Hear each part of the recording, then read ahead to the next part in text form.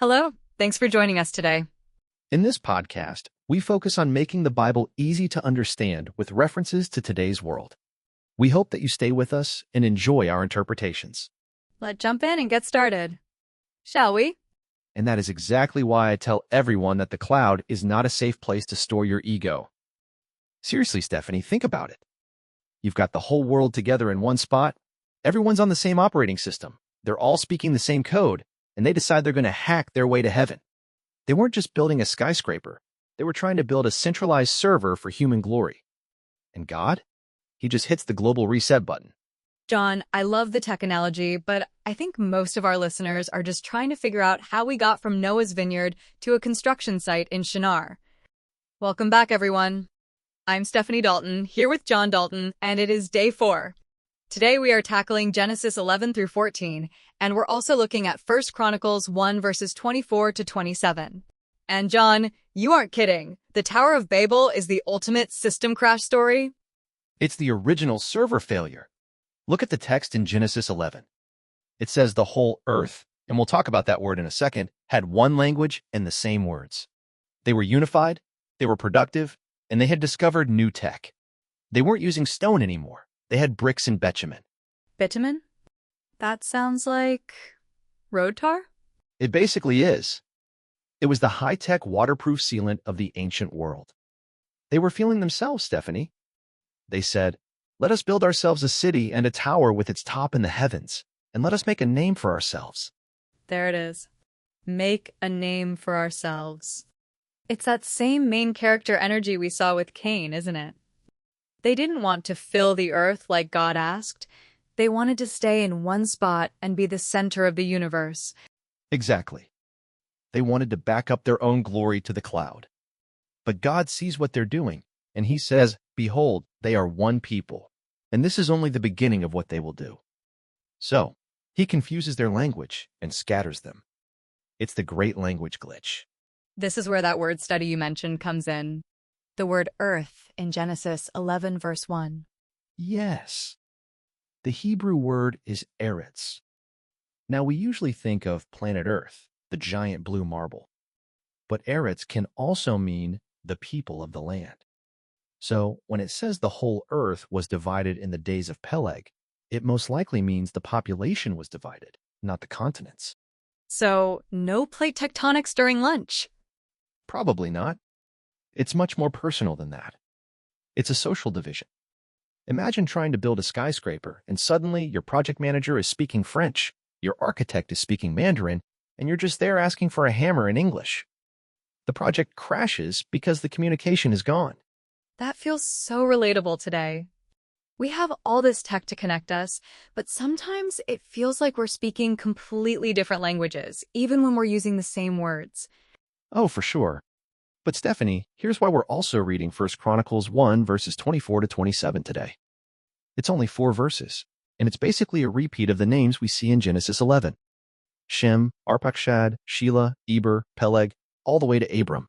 Why do we need the rerun, John? Is the chronicler just trying to hit a word count? I think I'm the only one here worried about word counts. No, for the exiles coming back from Babylon, which by the way is the same place as Babel, this list was their proof of life.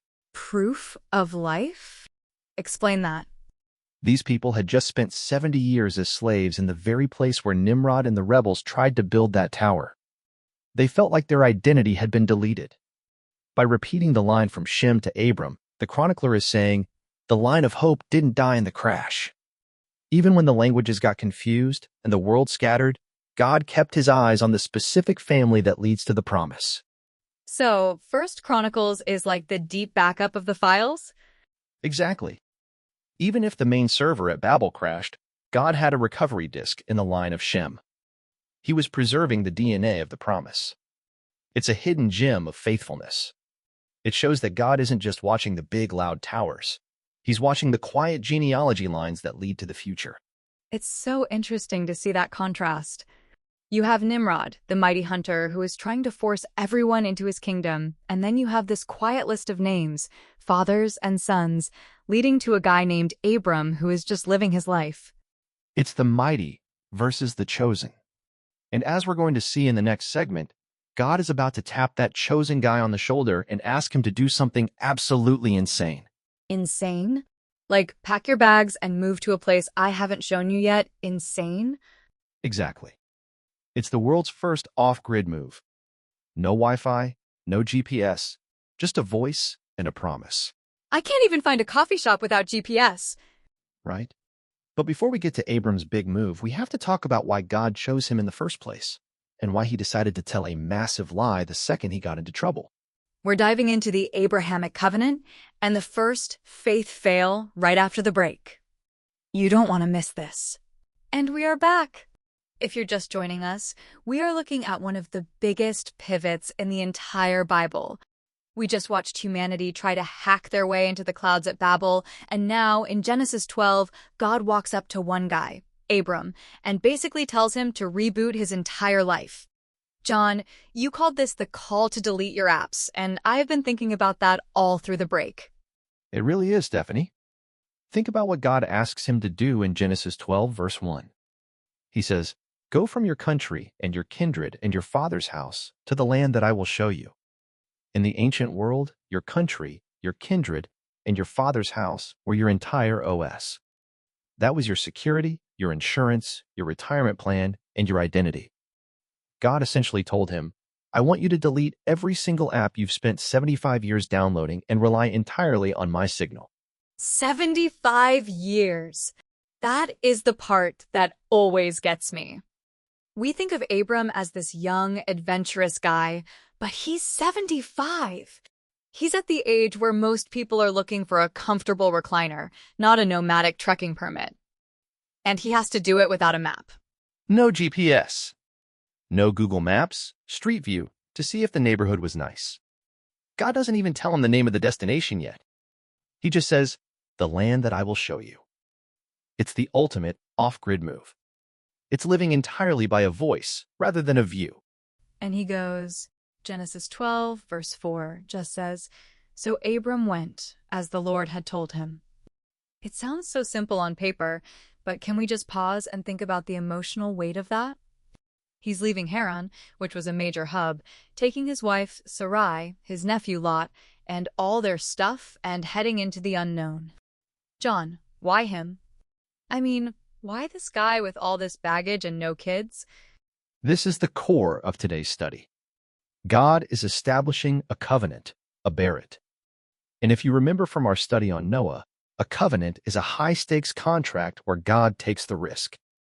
In Genesis 12, verses 2 to 3, God gives Abram what I call the sevenfold blue check mark. The blue check mark again? Every time.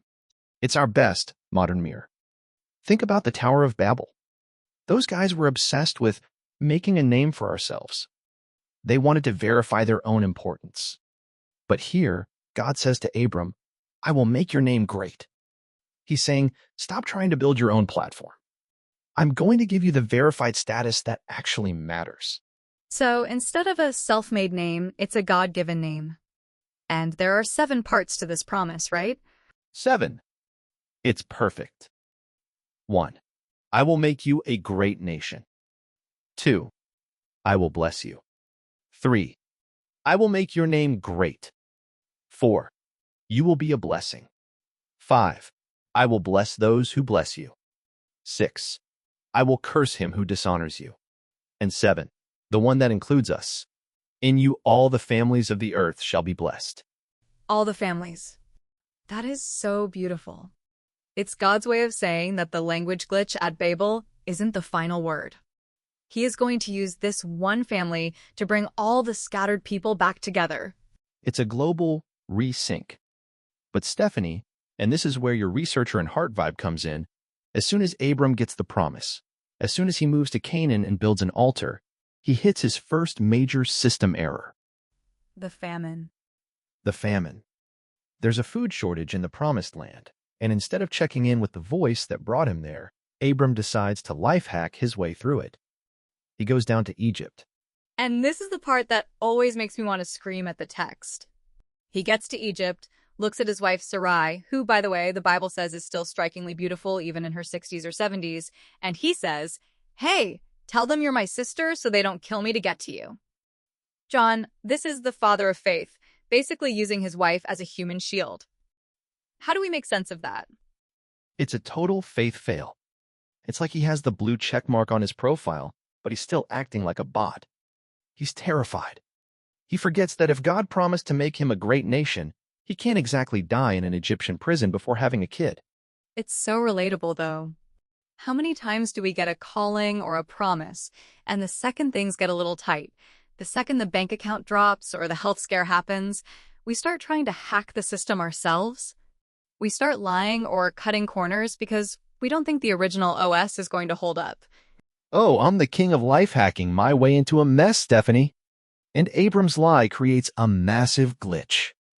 Pharaoh takes Sarai into his house, which is horrifying, and God has to intervene with plagues.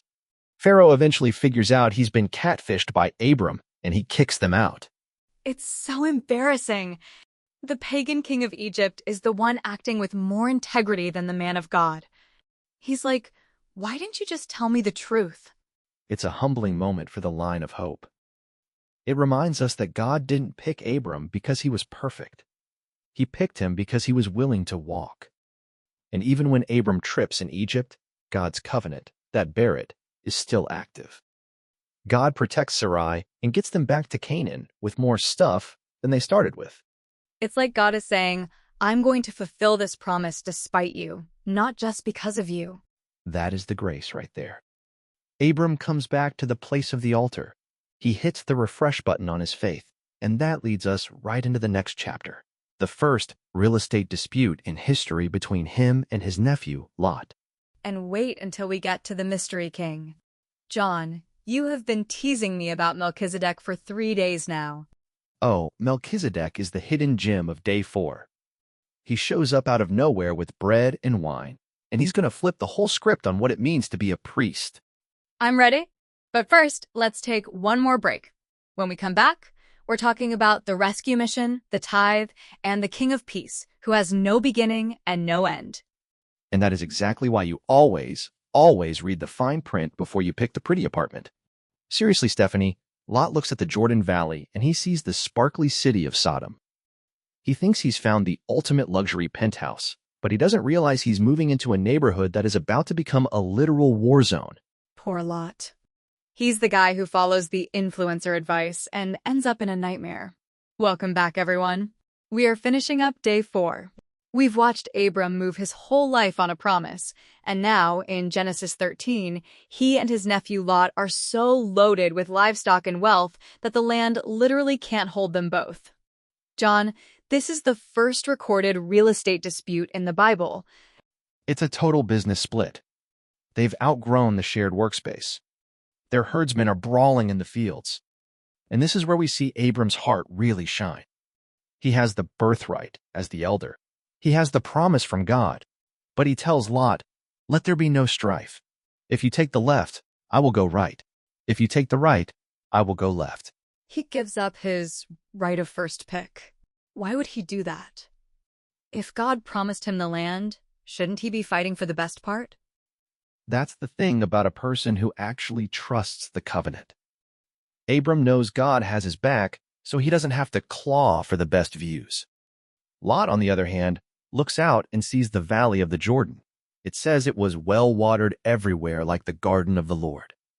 So Lot picks the green zone and leaves Abram in the dusty zone. But as we see in Genesis 14, the green zone was actually a war zone.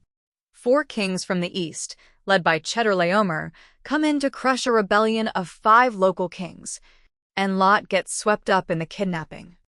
He's basically taken as a prisoner of war. This is where Abram turns into action hero Abram. People forget he's not just a guy who builds altars. He's a patriarch with a private security force. The text says he let out 318 trained men born in his house. He pulls off a night raid, chases these kings all the way past Damascus, and rescues Lot along with all the people and the goods.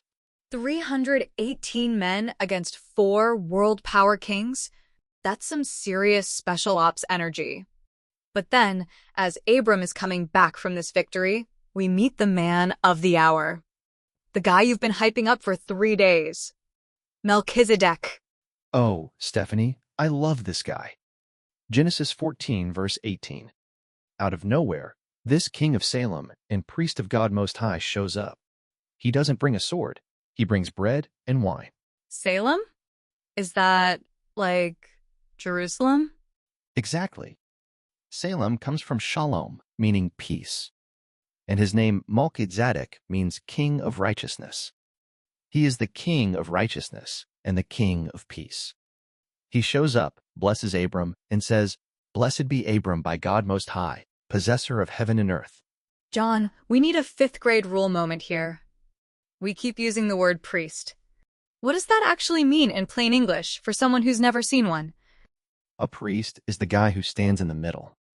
He bridges the gap between a holy God and messy people. Melchizedek is the first person in the Bible called a priest. And the fact that he brings bread and wine, long before the Last Supper or anything in the New Testament, is a massive hidden gem. He's a modern mirror for Jesus himself. It's like a cameo from the future. And Abram's response is so telling. He gives Melchizedek a tenth of everything. We call that a tithe. He recognizes that his victory wasn't his own, it was God's. He gives 10% back as a thank you to the source. And then, this is the boss move. The king of Sodom tries to pay Abram for the rescue. He says, "Give me the people, but take the goods for yourself." And Abram says no. He says, "I have lifted my hand to the Lord, that I would not take a thread or a sandal strap or anything that is yours, lest you should say, 'I have made Abram rich.'" He's like, "I don't need your influence or sponsorship, Sodom. I've got the verified promise from God Most High." He doesn't want anyone to be able to claim they were the reason he succeeded. He wants the glory to go to the possessor of heaven and earth. It's such a powerful ending to the day. We started with people trying to make a name for themselves at Babel, and we end with a guy who refuses to take a cent of credit because he knows who his provider is. It's the difference between self-made and covenant-led. That brings us to the end of our Day 4 journey. Thank you everyone for joining us today. This transition from the big picture to Abram's specific family is just, it's life-changing. We really appreciate you listening in and walking through these chapters with us. It's been a wild ride today. Okay, John, the moment of truth. What is the one-sentence text message summary for Day 4? Text this to your best friend. God is more interested in one person who walks with him in faith than a whole city of people trying to make their own names great. I love that. The walk over the tower. Before you go, please take a second to like, subscribe, and leave a comment. Did you have a Melchizedek moment in your own life today where someone blessed you out of nowhere? Tell us in the comments. And we will see you tomorrow for Day 5, where we find out what happens when Abram and Sarai try to help God keep his promise. Spoiler, it gets messy. Very messy. See you then. That brings us to the end of our Bible in a Day for today. Thank you everyone for joining us today. We really appreciate you listening in and walking through these chapters with us. Before you go, please take a second to like, subscribe, and leave a comment. We'd love to hear how these modern mirrors are helping you see the text differently. See you tomorrow for another exiting deep dive into the Word of the Lord. God bless.